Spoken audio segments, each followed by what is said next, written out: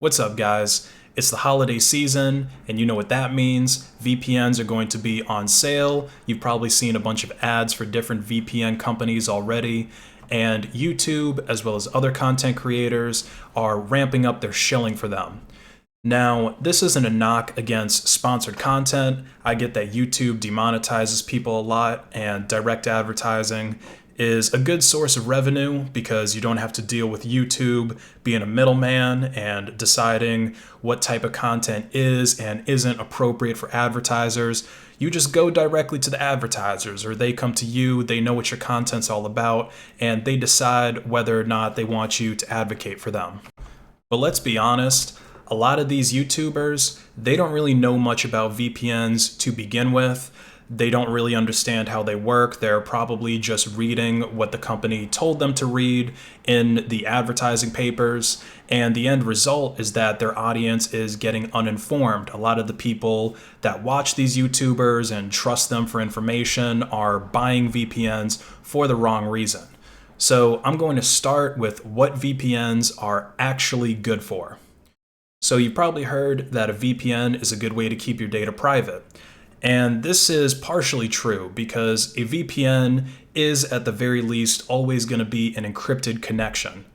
Basically, what's happening when you use a VPN is that you're connecting to a server somewhere else in the world that's owned by that VPN company, and they are making requests to websites on your behalf. So if you go to a website or you look up what your IP is, the response is going to be the IP of the VPN that you're connected to. So the VPN is making all of the requests, and they're sending them back to you over an encrypted tunnel. Now, this can be extremely useful in situations where you're not connected to a secure Wi-Fi network, like an open Wi-Fi at an airport or a cafe. On these networks, there's usually no Wi-Fi password, so your connection to these routers is most likely going to be unencrypted. And somebody else that's on that Wi-Fi network could read the traffic that you're sending and receiving to a website or perform a man-in-the-middle attack. They could steal your credentials if they're being sent to the website in an unsecure way. Now, this is assuming that the website that you're connected to isn't using SSL, which is becoming rarer and rarer these days. You know, pretty much every website that you go to is going to be an HTTPS site. And usually when you go to one that isn't, you get warnings in your browser like this that tell you your connection isn't private. They put a big warning up there to basically try and prevent you from going to that site in the first place. So you want to make sure that you're browsing to sites that do use HTTPS, and also you want to make sure that the DNS servers you're using are secure, because if not, they can be made to resolve whatever the hacker wants. So if you're only connecting to HTTPS sites like you would with HTTPS everywhere or enabling HTTPS only mode in Firefox, then it really doesn't matter if the Wi-Fi network is unsecure, because the internet traffic is still going to be encrypted with HTTPS, and all that a hacker would be able to see is the domain of the website that you're connecting to, but they won't actually be able to see the contents of that connection. So if you were to go to your bank, for example, to do online banking, and pretty much every online banking site is going to use SSL, they might see that you connected to Capital One or bankofamerica.com, but they're not going to be able to see your user credentials. They're not going to be able to see your bank card number, your PIN, anything like that. Now, this is speaking strictly for web browsing. Any other type of traffic is going to be vulnerable to snooping if it isn't using an encrypted protocol. Now, with a VPN on an unsecure Wi-Fi network, it's really similar to the SSL situation, but it's a little bit better because all the hacker is going to see is the VPN server that you're connecting to, because, like I said, it's making all the requests on your behalf. So in a way, it is another level of security, or really privacy, because the hacker is not even going to know what domains you're visiting. Every single site you go to, they're just going to see that it's a connection to that VPN server. And you also technically have double the encryption if you're still using SSL, because those already encrypted SSL packets are going to have another layer of encryption within the VPN tunnel.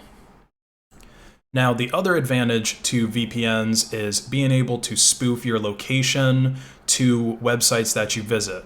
So, for example, if you find one of those YouTube videos that isn't available in your country, you could just connect to a VPN that is in the correct country that can watch that content, and you'll be able to watch it since the VPN makes it look like you're actually from that country. Now, this isn't foolproof because VPN servers, their IP addresses are usually public knowledge. So if a website wants to block or filter VPN connections, then they can do so to prevent access from them, and you won't be able to go to that site at all. So I said that keeping your data private is partially true for VPNs, and it is because it will hide your internet activity from hackers and even your ISP. If you're using a VPN at home, then all your internet service provider sees is that you're connecting out to that VPN. But of course, your VPN provider knows all of your internet activity when you're using them. So you're essentially shifting the burden of trust from your internet service provider to the owner of the network that you're on when you're using that VPN. And I know that you might be thinking that my VPN provider, they don't keep logs, so it's better than my ISP for that reason. But the thing is, there's no way to actually verify that the VPN provider doesn't keep logs unless you were to tour their facility and check those servers for logs yourself. And even then, they could just turn off the logging or have it be going to another server when you're there. So there's really no way to know that they don't keep logs. The thing is, data is very valuable, so it's more than reasonable to assume that the VPN providers would collect some data in order to gain additional revenue, especially if their service is significantly cheaper compared to their competition. And even if they don't want to collect the data for the purposes of gaining more money, a lot of the time federal agencies will require these VPN services to log some data anyway, assuming that they're within their jurisdiction. So even if it's not a greed thing, it could just be that they're following lawful orders and claiming that they don't keep logs, and they might not be using it for their own personal gain, but they're still using it for the gain of the governments. And then there's the fact that most VPN providers don't have an anonymous way of purchasing their service.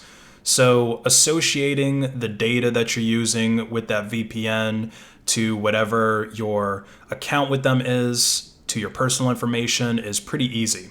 So if the service was purchased with a credit card, then they already have your name, and with that credit card, they can get access to your social security number and billing address, because of course that's used when you sign up for the credit card.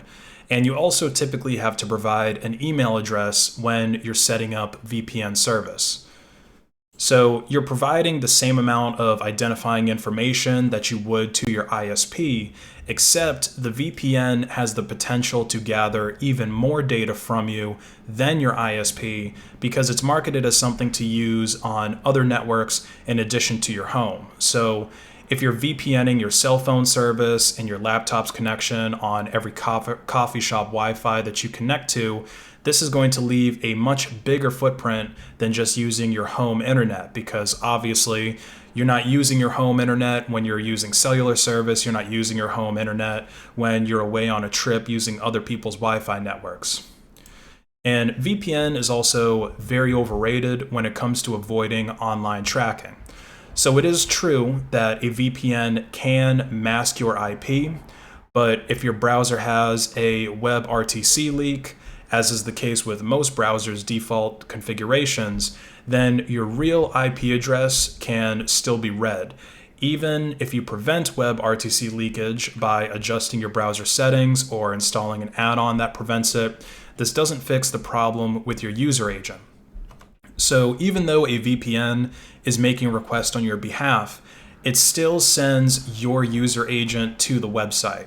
And this is oftentimes a fairly unique ID because it contains things like your operating system type and version, your web browser type and version, as well as what add-ons you're using with it.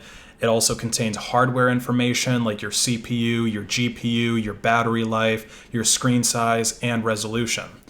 And chances are that with all of that data combined, you'll end up having a fairly unique user agent. And whenever that user agent shows up on a site, the trackers are going to know it's you, especially if they correlate it with the sites that you're actually browsing to.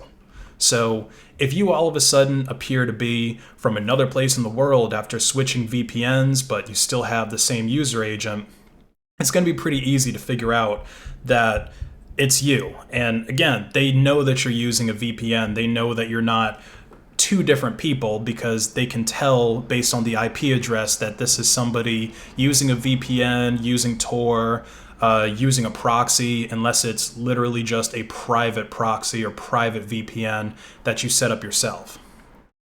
So in conclusion, VPNs, they are pretty useful to access content that's banned in your country or to avoid DMCA letters from downloading copyrighted material or to encrypt all of your traffic when you're having to use an untrusted network. But they are not useful for anonymizing yourself or protecting your data from tracking companies.